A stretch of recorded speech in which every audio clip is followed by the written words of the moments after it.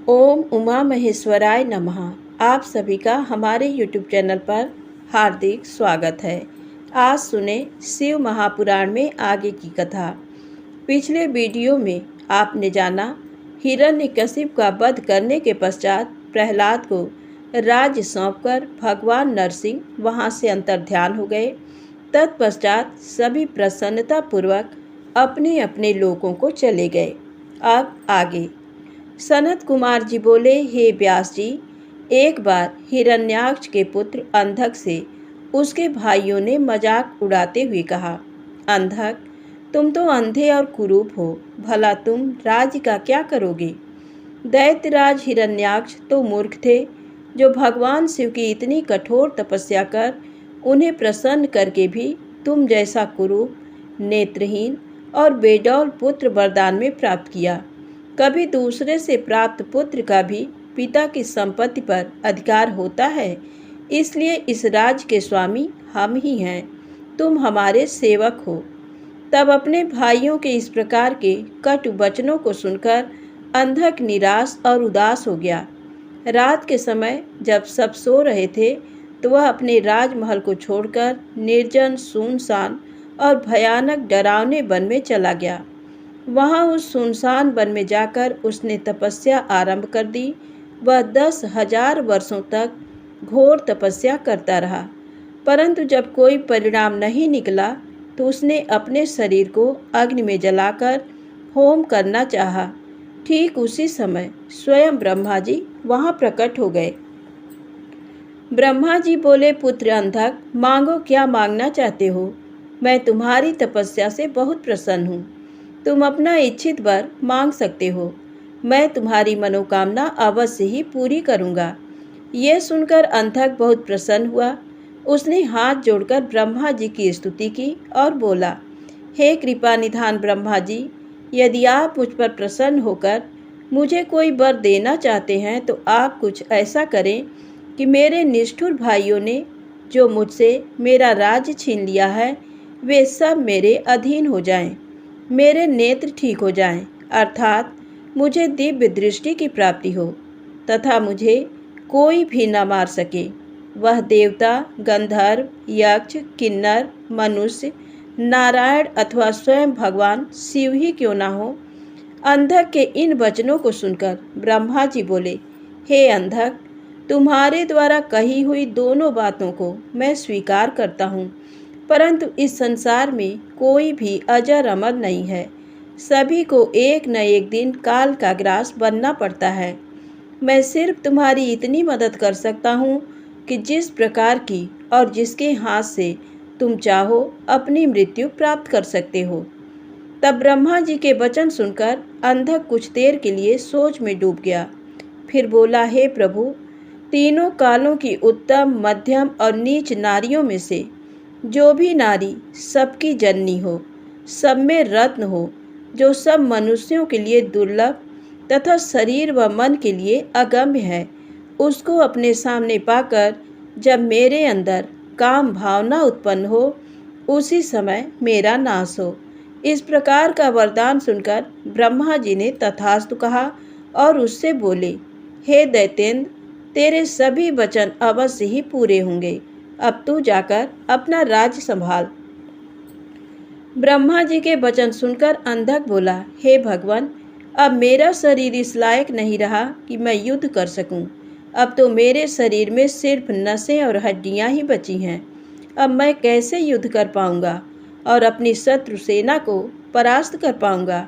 इस प्रकार के वचनों को सुनकर ब्रह्मा जी मुस्कुराए और उन्होंने अंधक के शरीर का स्पर्श किया। उनके स्पर्श करते ही अंधक का शरीर भरा पूरा हो गया। अब वह परम शक्तिशाली योद्धा जान पड़ता था, जिसके सामने अच्छे से अच्छा वीर टिक नहीं पाए। इस प्रकार अंधक को मनोवांछित वर देकर ब्रह्मा जी वहाँ से अंतर्धान हो गए। तत्पश्चात अंधक भी प्रसन्नतापूर्वक अपने घर की ओर चल दिया। जब अंधक ने अपने राज्य में प्रवेश किया तो ये जानकर कि अंधक को ब्रह्मा जी से वरदान प्राप्त हुआ है, सारे दानव उसके बस में होकर उसके दास बनकर रहने लगे। तब अंधक ने विचार किया कि हमें दैत्य साम्राज्य का विस्तार करना चाहिए और अपने घोर शत्रु देवताओं को पराजित करके उनके राज्य पर अपना अधिकार स्थापित कर लेना चाहिए। ये सोचकर दैत्यराज अंधक ने अपनी विशाल दैत्य सेना के साथ स्वर्गलोक पर आक्रमण कर दिया और स्वर्ग पर अपना आधिपत्य जमाकर देवराज इंद्र को अपना बंधक बना लिया। तत्पश्चात उसने नागों, सुपर्णों, श्रेष्ठ राक्षसों, गंधर्वों, यक्षों, मनुष्यों, ऊंचे ऊंचे पर्वतों और भयानक वृक्षों और सिंहों को भी युद्ध में परास्त कर अपने अधीन कर लिया। अंधक मदांध होकर कुमार्गी हो गया। उसने स्वर्ग, भूतल और रसातल की सर्वश्रेष्ठ सुंदरियों को अपनाकर उनके साथ रमणीय विहार किया। दिन पर दिन वह बुराई के दलदल में धंसता जा रहा था। उसने वैदिक धर्म का पूर्णतया त्याग कर दिया था। एक दिन उसके दुर्योधन, वैधस और हस्ती नामक तीनों मंत्री उसके पास आए और बोले, हे दैत्येंद्र, हमने मंदराचल पर्वत की एक गुफा में एक मुनि को देखा है जो कि योग ध्यान में मग्न आंखें बंद करके बैठा है। उस रूपवान मुनि के मस्तक पर अर्धचंद्र, कमर में गजेंद्र की खाल बंधी है, सिर पर जटाजूट, गले में खोपड़ियों की माला तथा उसके शरीर पर बड़े भयानक सांप लिपटे हुए हैं। उस मुनि के एक हाथ में त्रिशूल तो दूसरे में डमरू है। अपने गौर अंगों पर उसने भस्म लपेट रखी है। उस तपस्वी का वेश बड़ा ही अद्भुत है। साथ ही एक विकराल बानर अनेक आयुधों को धारण किए उस तपस्वी की रक्षा कर रहा है। वहीं उनके पास में एक सफ़ेद रंग का बैल बंधा हुआ है। उस तपस्वी के पास ही एक सुंदर रत्न स्वरूपा नारी बैठी है जो संपूर्ण शुभ लक्षणों से युक्त है। उसका रूप बड़ा मनोहारी है जो सभी के मन को मोह लेता है। उसने सुंदर मूंगे, मोती और मणियों, सोने के रत्न जड़ित आभूषणों को धारण किया हुआ है। वह इतनी रूपवती है कि जो उसे एक बार देख लेता है उसकी आंखों का होना सफल हो जाता है। उस परम सुंदरी को एक बार देख लेने के बाद संसार की अन्य किसी स्त्री को देखने की आवश्यकता ही न पड़ेगी। स्वामी, आप इस त्रिलोक के अधिपति हैं। आपके पास इस संसार की सभी बहुमूल्य और अमूल्य धरोहर हैं। ऐसी परम सुंदरी रूपवती नारी को भी आपके अनमोल राज्य की शोभा बढ़ानी चाहिए। अतः आप हमारे साथ चलें और उस सुंदरी को यहाँ ले आएं। अपने वीर मंत्रियों के इस प्रकार के वचन सुनकर दैत्येंद्र अंधक बहुत प्रसन्न हुआ और उसके मन में उस सुंदर नारी को देखने की इच्छा बलवती हो गई। उसने अपने मंत्रियों को आदेश दिया कि तुम शीघ्र वहां जाकर उस तपस्वी से उसकी सुंदर स्त्री को मांगकर मेरे पास ले आओ। अपने स्वामी दैत्यराज अंधक की आज्ञा पाकर वे तीनों मंत्री पुनः उसी स्थान पर गए और भगवान शिव से बोले, हे महातेजस्वी ब्राह्मण, हमारे स्वामी दैत्यराज अंधक आपकी भार्या की सुंदरता के विषय में जानकर उन पर मोहित हो गए हैं और उन्हें अपनी पटरानी बनाना चाहते हैं। आप सहर्ष उन्हें हमें सौंप दें। उनके ऐसे वचनों को सुनकर शिव जी को बहुत क्रोध आया, परंतु वे फिर भी सिर्फ इतना ही बोले, दैत्यों, ये मेरी भार्या है। ये स्वयं शक्ति संपन्न और सिद्ध रूपा है। देवी स्वयं अपने भक्तों के कष्टों को दूर करती हैं। आप अपनी परेशानी इन्हें बताइए, ये अवश्य आपके दुखों को दूर करेंगी। भगवान शिव के ये वचन सुनकर क्रोधित और मदांध दैत्य और कुछ न बोले और वहां से वापस आ गए। तब दैत्यराज अंधक को उन्होंने वहां घटित हुई सारी बातें बढ़ा चढ़ाकर बताईं, जिन्हें सुनकर दैत्येंद्र का क्रोध 7वें आसमान पर चढ़ गया। तब वह मूढ़ बुद्धि सुंदरी को देखने के लिए आतुर हो उठा। उसने स्वयं वहां जाकर उस रत्नों में सर्वश्रेष्ठ रत्न को अपने साथ लाने का निश्चय किया। सनत कुमार जी बोले, हे व्यास जी, जब इस प्रकार अंधक के उन तीनों मंत्रियों ने वहां आकर अंधक को सब बताया, तब क्रोधित होकर वह स्वयं वहां जाने को आतुर हो गया। तब मदिरा पान करके वह अपनी विशाल सेना को साथ लेकर मंदराचल पर्वत की ओर चल दिया। वहां रास्ते में उसकी मुठभेड़ भगवान शिव के वीर गणों से हो गई। उनमें बड़ा भारी युद्ध हुआ। शिवगणों ने दैत्य सेना को मार मार कर वहां से भगा दिया।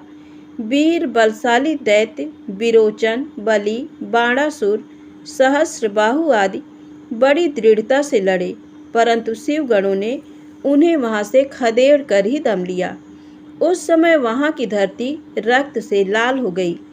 जब असुरों की सेना ने देखा कि वे किसी भी प्रकार से शिव जी के गणों को नहीं हरा पाएंगे, तब वे स्वतः ही वहां से लौट गए। उधर जब वहां शांति हो गई, तब भगवान शिव अपनी प्रिया देवी पार्वती से बोले, हे प्रिये, मैं यहाँ पर अपने उत्तम पाशुपत व्रत का पालन करने के लिए आया था, परंतु यहाँ पर मेरे व्रत में विघ्न पड़ गया है। अतः अब मैं इस व्रत को यहाँ पर पूरा नहीं कर सकता। इस व्रत को पूरा करने के लिए मुझे पुनः किसी अन्य निर्जन स्थान पर जाना पड़ेगा। देवी, तुम यहीं पर रहो और मैं किसी अन्यत्र स्थान पर जाकर अपने पाशुपत व्रत का अनुष्ठान पूरा करूँगा। ये कहकर भगवान शिव अपने व्रत को पूरा करने के लिए वहाँ से किसी दूसरे वन में चले गए और पार्वती देवी वहीं मंदराचल पर्वत पर एक गुफा में रहने लगी। भगवान शिव निर्जन वन में जाकर अपने पाशुपत व्रत को पूरा करने के लिए घोर साधना करने लगे। उधर दूसरी ओर देवी पार्वती वहां अकेली रहकर अपने पति भगवान शिव के लौटने की प्रतीक्षा करने लगी। उनकी रक्षा के लिए भगवान शिव का गढ़ बीरक सदा उनकी गुफा के बाहर पहरा देता रहता था। दूसरी ओर दैत्यराज अंधक को, जिसे एक बार शिवगणों ने परास्त करके वहां से खदेड़ दिया था, देवी को प्राप्त किए बिना चैन कहाँ आने वाला था। उसने पुनः मंदराचल पर्वत पर चढ़ाई कर दी। जैसे ही अंधक और उसकी दानव सेना पर्वत पर पहुंची, बीरक ने उनसे युद्ध करना आरंभ कर दिया। महाबली बीरक बड़ी वीरता से उन दैत्यों से युद्ध करता रहा और उन्हें हराता रहा। उनके बीच भयानक अस्त्र शस्त्रों का प्रयोग होता रहा। जब किसी भी तरह बीरक को युद्ध में पराजित करना संभव न हुआ, तो दैत्यों ने बीरक को चारों ओर से मिलकर घेर लिया। जब गुफा के अंदर बैठी देवी पार्वती को ये ज्ञात हुआ कि उनका प्रिय रक्षक चारों ओर से दानवों से घिर चुका है, तो उन्होंने अलौकिक रीति से ब्रह्मा, विष्णु और देवताओं का मन में स्मरण किया। ये ज्ञात होते ही कि जगत जननी जगदम्बा माँ पार्वती ने स्मरण किया है, पल भर में सब देवता वहां मंदराचल पर्वत पर उपस्थित हो गए और दैत्यों से युद्ध करने लगे। जब बीरक ने देखा कि अब वह अकेला नहीं है, उसके साथ पूरी देवसेना खड़ी है, तो वह हर्षित मन से पुनः युद्ध में लग गया और तब उसका जोश देखते ही बनता था। देवताओं ने ब्राह्मी, नारायणी, ऐन्द्री, वैश्वानरी, याम्या, नैऋति, वारुणी, वायवी, कौबेरी, यक्षेश्वरी और गारुड़ी देवी का रूप धारण किया हुआ था। अनेकों आयुधों से सुसज्जित होकर वे युद्ध कर रहे थे। इस प्रकार इस भीषण युद्ध को चलते चलते कई हजार वर्ष बीत गए। देवसेना जितनी भी असुरों को मारती, दैत्य गुरु शुक्राचार्य अपनी मृत संजीवनी विद्या से पल भर में उन्हें पुनः जीवित कर देते। इस प्रकार दैत्य सेना न कम हो रही थी और न ही वह हार मान रही थी। युद्ध दिन प्रतिदिन और भयानक होता जा रहा था। भगवान शिव भी अपना पाशुपत व्रत पूरा करके वहां मंदराचल पर्वत पर वापस आ गए। आज की कथा यहीं समाप्त होती है। आगे की कथा अवश्य सुनिएगा। यदि कथा अच्छी लगे तो प्लीज़ चैनल को लाइक, सब्सक्राइब अवश्य करें। जय माता दी, जय भोलेनाथ।